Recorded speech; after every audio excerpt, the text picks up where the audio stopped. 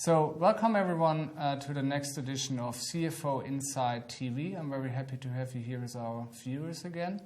And I'm also very happy to welcome Josh Rosner, Managing Director of the independent research firm Graham Fisher Co, based in the US, in New York to be precise, and also co-author of several New York Times best-selling books, including books on CDO failures and financial markets. Welcome, Josh. Thank you for having me.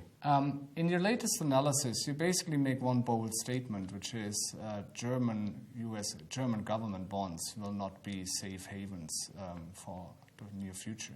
Could you elaborate on that claim?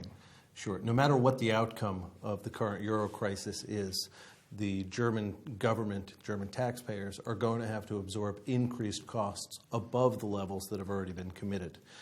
If we have an orderly breakup of the Eurozone, if we have a disorderly breakup, or even if we move to the less costly fiscal integration, banking union, and deposit insurance regime, the costs are going to rise materially from here, which don't support the fundamentals where they currently stand on bonds. You consider a fiscal union the least costly option. So why do you think people do not follow down that path?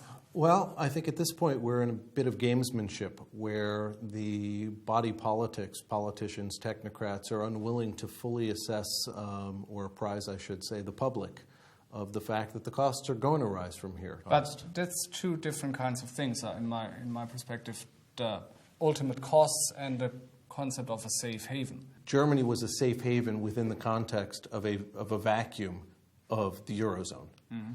But if there are more countries than just and more economies than just the Eurozone, then at some point there's an increased realization that the costs of solving the crisis, whether through a union or through the breakup of the current union, will ultimately cost Germany, and therefore that needs to be reflected in the German bond yields, especially since Germany has been driven by export markets for the past decade. Mm-hmm. Those export markets are seeing weakened economies, which will definitionally affect the German economy.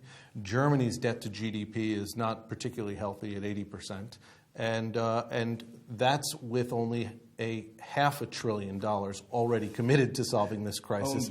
Only before we consider what the future costs would be of any of the outcomes. So what would you say are likely yields to come? It depends on how it's dealt with from here. Markets tend to reprice abruptly, markets as we saw on the periphery. Mm-hmm. And so if we see the politicians come out and say, look, here's the reality of the costs of moving towards a full fiscal union, but we're committed to it and we're moving towards it, I expect that we'll see a slower transition. We'll see an initial move up, but we'll see a slower transition than if it looks like we're heading towards a full breakup of the EMU, in which case I expect it to be very abrupt, overshooting even the fundamentals, which I think should be probably closer to 2.5% from here on the 10-year. Would you say, let's put it the other way. In your recent analysis, you mentioned a lot about the pain that the German economy went through in the last decade to gain its competitiveness.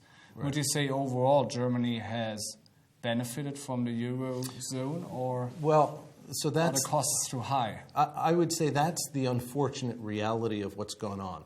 So if you think about contextually, the EMU began on the heels of German reunification.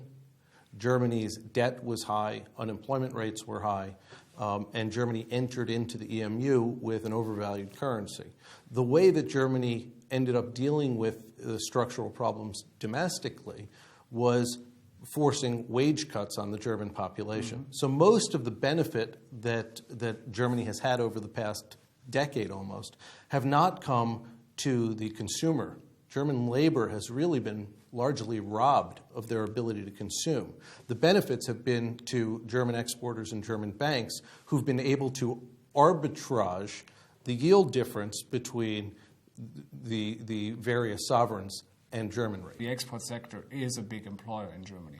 So if the export sector benefits, it's not to the detriment of the population. It's not to the detriment, but the wages were the basis of the exports, rather than real fundamental core productivity gains. Would you see some of the core countries of the Eurozone as real winners, or is that not Look, a term if you you're use. going to move towards the least costly solution, which is a fiscal integration, a banking union, a deposit insurance scheme throughout Europe, and an ECB with the ability to recapitalize banks and also print to support growth, then ultimately you end up with a harmonization from the low to the high. And that's a slow process, but that's ultimately what we're committing to in that case. If we were to see a disorderly collapse, everyone loses, and the losses are massive. Would that integration include countries like Greece, or would you say it has to be without the weakest peripheral I don't countries? think at this point we can have it without the weakest peripheral without risking a full collapse, because you have to consider not just the economic costs of a failure or a withdrawal of Greece, but you have to remember that other peripheral economies have exposures to Greece that if Greece leaves and they take those losses might require the core to support those peripheral economies in their exit or their integration. So I think we're at a point where it's either a slow move towards chaos and the failure of the EMU, or a decisive decision to choose the least costly option rather than the kick the can approach, which still leads to that disorderly disintegration of the monetary union. All right. Thank you very much. Very concise analysis. Let me finish, as always, with our 3 quick questions with a very short answers. Question number 1 would be, will Greece still be in the Eurozone by the end of this year? Well, we're playing a game of brinksmanship. It's hard to say. I would hope the answer is yes, because if the answer is no, chaos will ensue. Will we still have the Eurozone in 5 years from now? I would hope so. It'll be a difficult process, but and in any case, German yields will have to rise. But I would hope so, because I think that's a path towards stability and further global integration.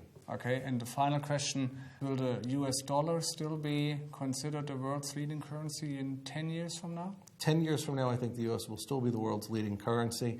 I think that the underlying question is, are there any safe havens? And I think the real answer to that is most of the advanced industrial economies are over-leveraged, and everyone's going to end up having to get their house in order, but that's a long-term process. Okay, thank you, Josh. Thank you very much. Clearly an American analyst with a dedication to bringing Europe more to the United States of Europe. And a stronger fiscal integration for the avoidance of chaos and collapse. Thank you very much, Josh, and join us again at the next edition of CFO Insight TV. Thank you.